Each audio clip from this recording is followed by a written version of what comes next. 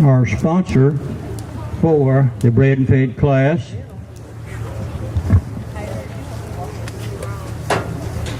is in memory of Henry Clay Wright. Many of you here will remember Henry, who was president of our Livestock Association for many years, beef farmer, and a friend to everyone.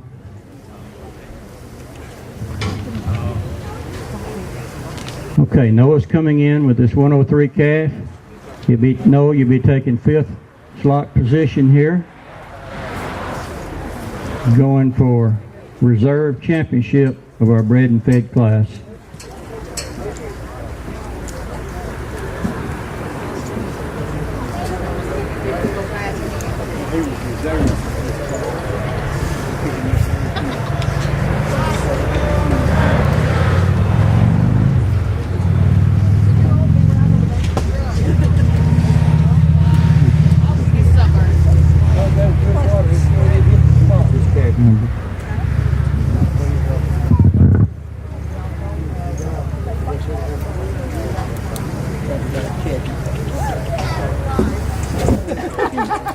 I hope he has.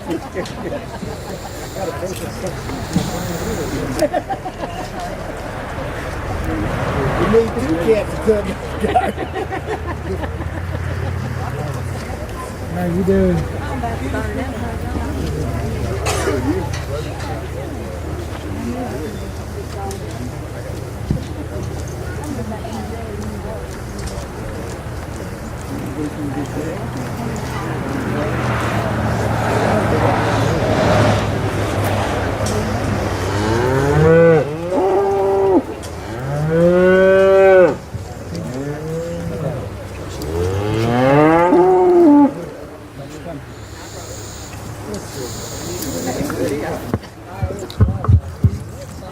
Kind of more of a challenge for me out here to find your reserve.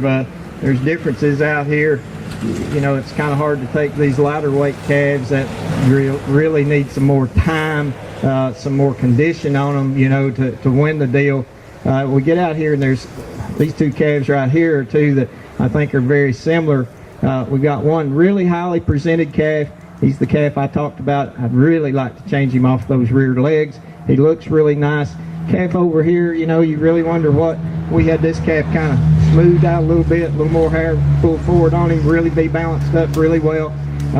Close placing for me. I'm going to use the young man steer right here to be our reserve farm bred and fed. So, young man right here, congratulations.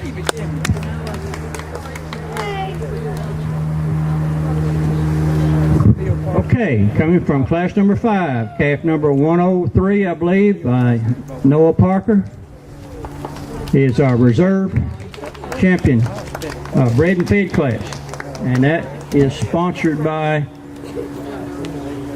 the whole class of bred and fed is sponsored in memory of Henry Clay Wright. So sponsored in memory of Mr. Henry Clay Wright.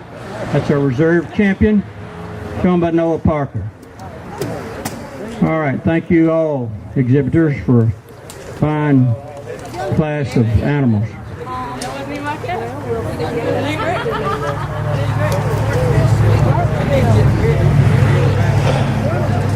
Okay, we'll need to get geared back up and get ready for showmanship. We've got 2 in junior high that's going to be showing today.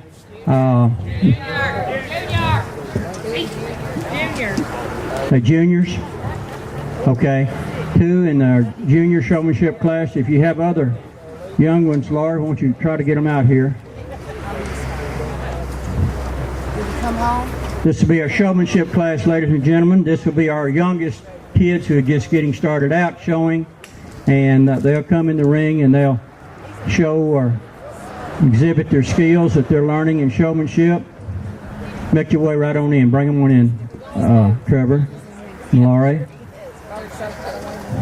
Yeah, you got that right. Our judge will work with them, and he'll be teaching and instructing, probably knowing him, some things about showmanship as he works with these youngsters, and maybe even help some of you junior highs out a little bit. But I can tell you, knowing him, when you seniors come in the ring, he's going to make you work. He's going to make you work if you win showmanship. Laurie?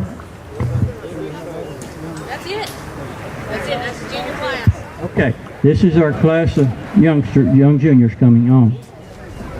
Okay, y'all need to watch your judge, watch your ringmaster. They'll give you some instructions.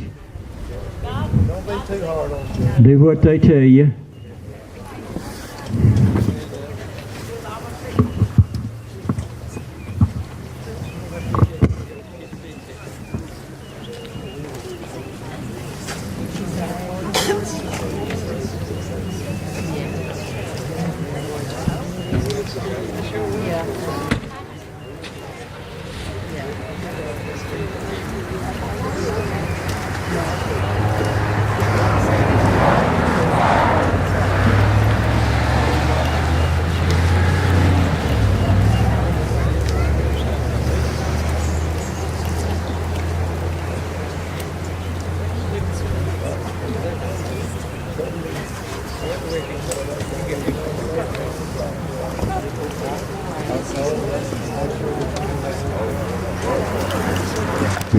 I see we have some of our county elected officials today, our county executive and our county road commissioner, I believe, is here today. I know there's some county court commissioners around in the crowd today. We appreciate y'all's help and sponsorship to 4-H programs from county government level. We appreciate you. Thank you.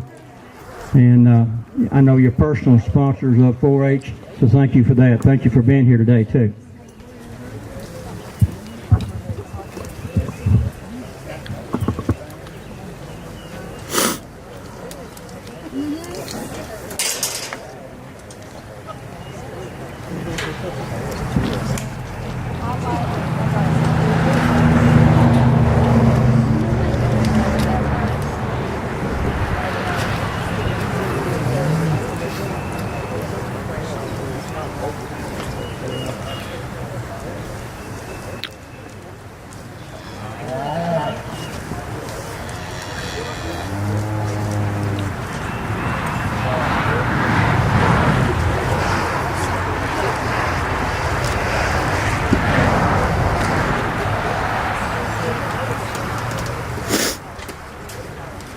Our junior showmanship class is sponsored by the Houston County High School FFA chapter. So thank you for your sponsorship. Hey, Ray, we need you in here for photos.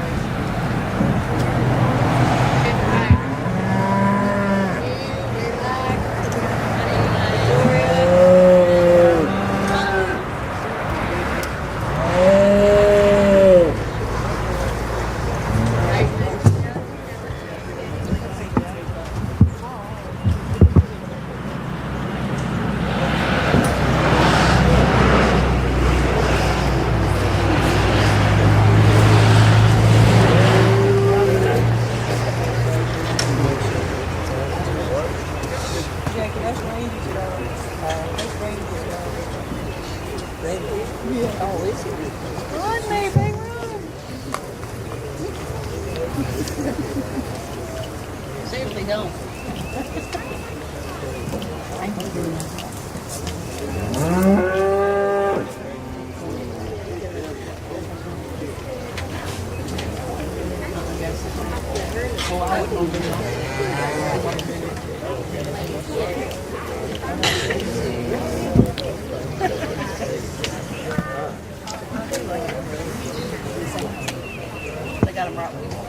Okay, this is our junior showmanship class.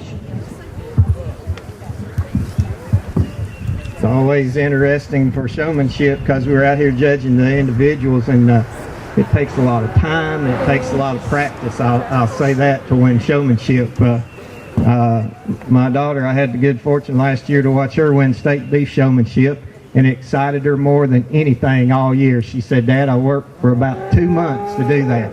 And she worked at home, and the old heifer and her were just kind of one and the same. They could walk into a pose and the whole thing. 2 things you can always do in showmanship: keep their head up. You're always going to make an animal look better, no matter what, by keeping that head up, and also to try to get the feet placed correctly. The time will tell. If you can work with an animal to get them to walk into the stance where their front feet sets up first, it makes it a whole lot easier from there on. Both these individuals have done very well today. The young lady, I think, has done really well in terms of keeping her animal's head up. She set that steer's feet up. Told her, and the one thing with youngsters that's hard to do is learn how to handle the show stick. Keep it out of the way. I've seen a lot of times, especially if it's a big class, a lot of times the show sticks turn into weapons because they're turned out to the side and they'll hit someone. But you need to handle that show stick if you're on the walk when it's pointed straight down, and use it to balance the animal, keep the animal's attention. It's hard with these leads that you have. It's better with a show halter to adjust them, but very close placing. I'm going to use the young lady as your champion's junior showman. Done a really nice job keeping that head up on the animal the entire time. Done a nice job getting the feet placed. The young man, took him just a little bit longer to move the placings. I would say to the young man, if we can shorten up on that halter and figure out where to hold it to keep that animal's head up more, that makes it look a lot better. Let's give these two exhibitors a round of applause.